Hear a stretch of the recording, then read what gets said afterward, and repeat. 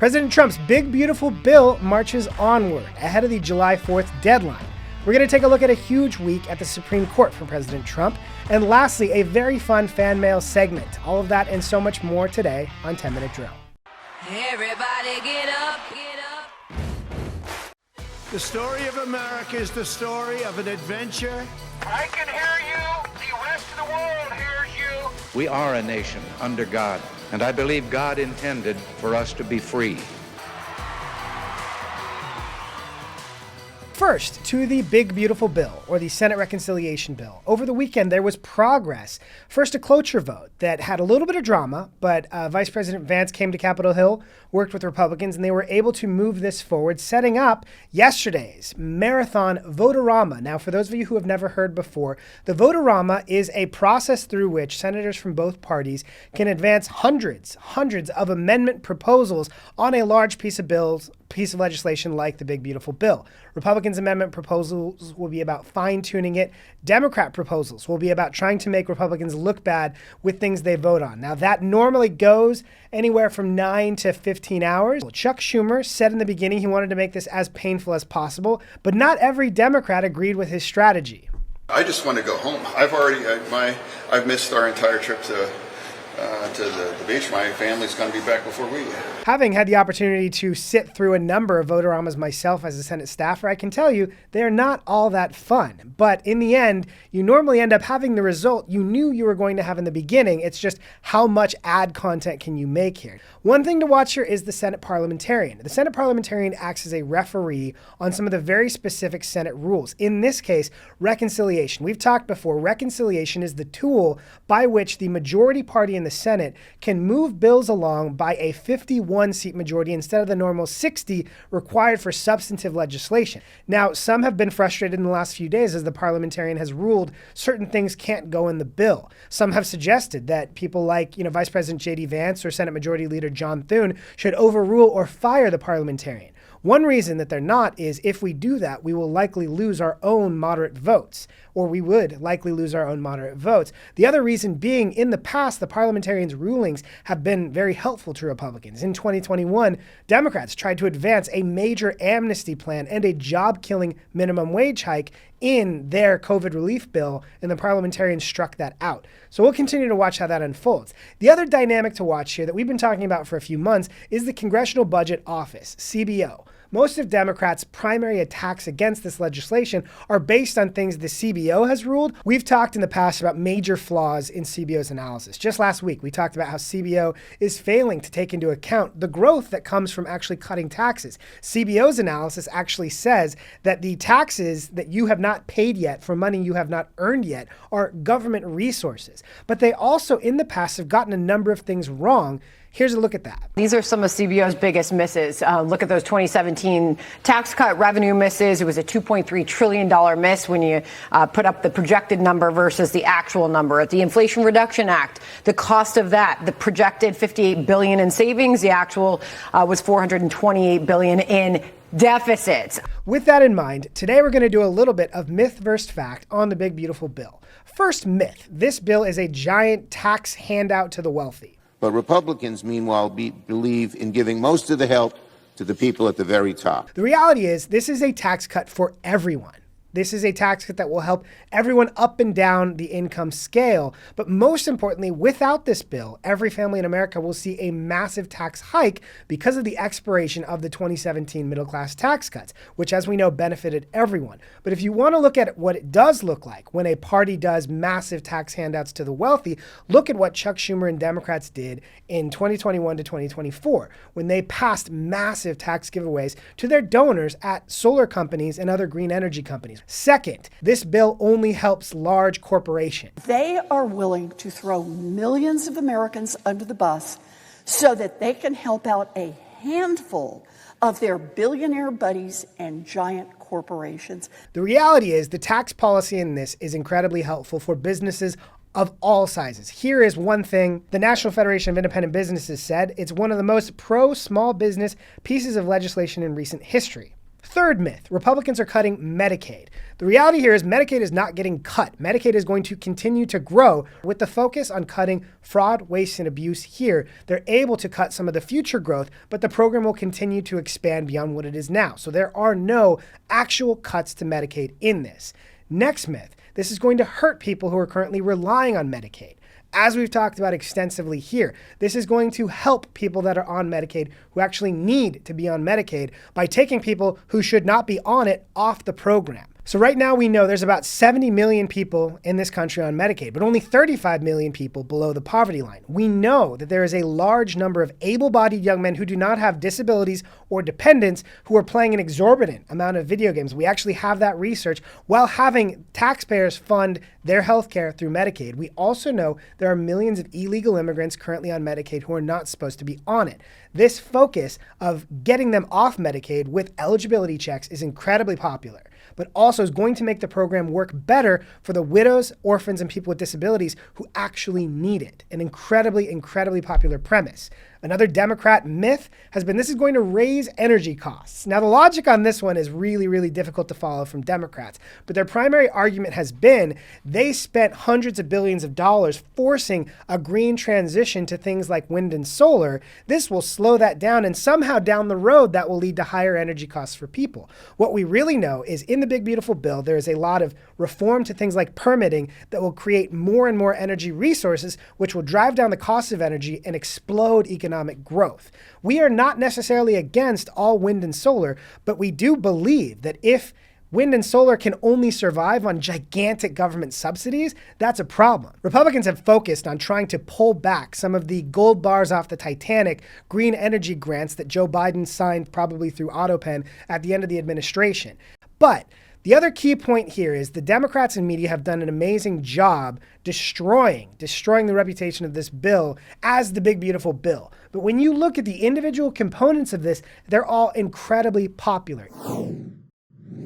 Last week was a monumental week at the United States Supreme Court to wrap up this term. First, as we talked about earlier last week, a Tennessee case allowing the state of Tennessee to ban dangerous experimental trans surgeries and treatments for children. The Supreme Court upheld Tennessee's ability to do that. That was a huge case early in the week. The second huge decision last week was in a case called Mahmoud v. Taylor. We talked about that extensively when oral arguments happened in April. A diverse coalition of parents in Maryland had sued over the ability to opt their children out of what they described as very offensive, over-sexualized curriculum to their very small children as young as 3 and 5 years old, based on both just their right as parents, but also on religious grounds. They found that it violated their own religious traditions. The Supreme Court sided with those parents. Here's Justice Alito for the majority. A government cannot condition the benefit of a free public education on parents' acceptance of instruction that poses a very real threat of undermining the religious beliefs and practices those parents wish to instill. What was alarming was the dissent from the 3 liberal justices on the court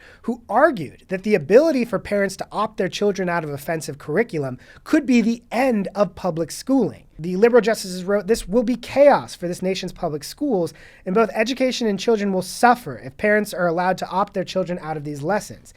Sotomayor worried about the chilling effect of the ruling, which would make schools more hesitant to offer such classes in the future. So again, these justices are arguing that it's bad for public schooling for parents to have a say in what their children learn in school. I think that there's a very good argument to make that by getting schools to focus back on core subjects, it can actually save public schools. So hopefully the lesson on this carries out. But the third and perhaps most important case to the Trump administration focused on that issue of nationwide injunctions. One thing we've talked about quite a bit here is the tool that certain district court judges around the country have used to create nationwide policy with their rulings, even if their jurisdiction covers just a small district. Here's Justice Barrett describing the issue. Nothing like a universal injunction was available at the founding, or for that matter, for more than a century thereafter. Thus, under the Judiciary Act, federal courts lack authority to issue them. So what Justice Barrett there is arguing, which is what the majority argued, is judges have the ability to grant relief to the parties before them. But that doesn't mean they can grant it to anyone with a similar situation around the country. One thing that commentators found particularly notable, though, was a major hyperbolic dissent from Justice Ketanji Brown Jackson. Jonathan Turley described it as hyperbolic to the point of hyperventilation. Here's Justice Jackson. She writes that the majority decision gives the executive the go-ahead to sometimes wield the kind of unchecked arbitrary power the founders crafted our Constitution to eradicate.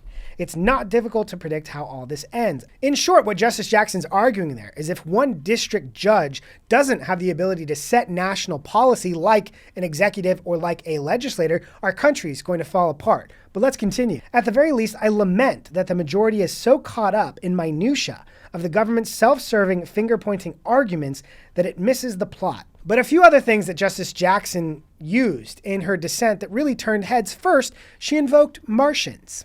A Martian arriving here from another planet would see these circumstances and surely wonder, what good is the Constitution then? I personally have not really considered what Martians might think of our Constitution. Another piece there is she said the words, full stop. Everyone is contained by the law and there should be no exceptions. And for that to actually happen, courts must have the power to order everyone, including the executive, to follow the law full stop. Now, when you read that, it sounds a little bit like she's writing for social media. She did another thing just like that when she used the phrase, wait for it. Instead, to the majority, the power-hungry actors are, wait for it, the district courts. So this did meet a lot of ridicule, in part because the logic in it, when she argues things like we shouldn't have to deal with the minutia of complex legal policy, you're a justice on the Supreme Court. We expect you to spend some time in the minutia. But then also to write this as if it was written for being read aloud by Rachel Maddow or to get Twitter fodder with things like full stop, even though, again, it wasn't a full stop. She kept writing after that. It's a little bit silly here, but you can understand why Justice Amy Coney Barrett from the right took exception with a lot of things she wrote. We will not dwell on Justice Jackson's argument, which is at odds with more than 2 centuries worth of precedent, not to mention the Constitution itself. We observe only this. Justice Jackson decries an imperial executive while embracing an imperial judiciary. So, Justice Barrett, a longtime law professor, takes a very professorial approach to begin pushing back on Justice Jackson's writing. But my favorite part of Justice Barrett's writing came here. Justice Jackson, however, chooses a startling line of attack that is tethered neither to these sources nor, frankly, to any doctrine whatsoever. Waving away attention to the limits on judicial power as a mind-numbingly technical query, she offers a vision of the judicial role that would make even the most ardent defender of judicial supremacy blush. So again, when she takes on Justice Jackson for dismissing the conversation as mind-numbingly technical, just like Justice Jackson also dismissed it as minutia, she's pointing out the fact this is our jobs as judges to get into these complex questions of separation of powers, even if Justice Jackson is mostly leading by emotion here. But Justice Barrett really reminded people exactly why conservatives were so pleased about President Trump's decision to pick her on the Supreme Court. Here's President Trump on her opinion. I just have great respect for her. I always have. And her decision was brilliantly written today. From all accounts, yeah. So add Justice Barrett's writing on nationwide injunctions to some other incredibly important writing that she had on the Tennessee case about protecting children. And add that to a number of historic votes she has had since she was on the Supreme Court. Chevron deference, racial preferences, Bruin, protecting the Second Amendment, voter ID, President Trump's immunity case, a dozen others. Justice Barrett has overwhelmingly been on the originalist side here, and in a lot of ways had decisions that I think President Trump has a lot to be pleased with. So last week, we talked about New York Democrat mayoral nominee Zohran the Destroyer. Over the weekend, he was pressed on one of his particular policy proposals focused on increasing taxes on white people. I'm going to quote it for folks, is to shift the tax burden from overtaxed homeowners in the outer boroughs to more expensive homes in richer and whiter neighborhoods. Explain why you are bringing race into your tax proposal. That is just a description of what we see right now. It's not driven by race. It's more of an assessment of what neighborhoods are being undertaxed versus overtaxed. So as we talked about last week, that is going to be a tough race for Democrats around the country to explain. In a lot of ways, it is the perfect candidate for Democrats in 2025. A socialist anti-Semite who working class voters actually don't support, which is what we saw in the primary, but rich, largely white liberals think is a great answer for the working class. On Friday, Canada surprised the entire world by announcing they would place a digital services tax like the European Union currently has on United States tech companies. President Trump met that with fury, announcing that we would be pausing any trade negotiations with Canada as long as that existed. Here's what happened over the weekend. The maximum pressure campaign from President Trump on the Canadians is working, because just after President Trump announced that he was going to cut off trade talks with our neighbors to the north, they decided to turn off a new tax one day before the first payments were coming due. And that maximum pressure campaign was incredibly important because those taxes were going to come due in one day. But since they have pulled that back, there seems to be new momentum for a deal with Canada. But we'll continue to see how the EU's version of this plays out with UK, US, and EU trade deals. All right, we're back with another fan mail segment. These are a lot of fun. First, a positive comment. Debbie Fournier 3692. Love your 10-minute drill, seeing this for the first time. Then Julia B6236. My first time too. Unfortunately, there's a lot of misinformation. So much of this sounds good, but when you dig to the meat of it, it is not. Do you know any illegal immigrants? Do you know anyone that's actually receiving aid illegally? This is just not true.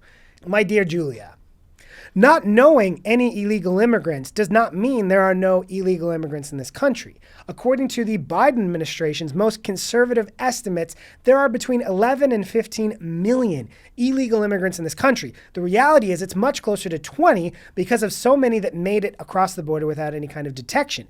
Also, the fact that you don't know anyone who's illegally getting Medicaid benefits also doesn't mean that there aren't people getting them. Even CBO, who's been incredibly unfriendly to Republicans, has found millions of people getting benefits like Medicaid illegally. So, Julia, thank you for tuning in. Please keep watching, and we will continue to provide you with the best information and no misinformation. For today's You Can't Make It Up segment, we have a humdinger from the Washington Post. The Democrat National Committee is calling for an organizing summer where they're going to take their fight to a few new forums, from book clubs to online sports forums to WhatsApp groups and NextDoor. If there's one thing NextDoor needs, it's between notes about missing cats and notes about fire alarms going off down the street, it's a plug from Beatrice, your local blue-haired activist. You add in book clubs and online sports forums, and these are places that people go to escape politics. So the Democrat guidance to inject more politics into it isn't going to help their brand or their, popularity among normal people who just want to go about their days. This reminds me a lot of the Kamala Harris era guidance that she might have won the election if she had figured out how to serve political ads in video games and Twitch streams a little bit more. And if people aren't buying your message, they definitely don't want it in their face even more. That is all the time we have for today. Thank you so much for joining us on 10 Minute Drill. Please leave us a review, leave us a comment, tell your friends. Have a great day.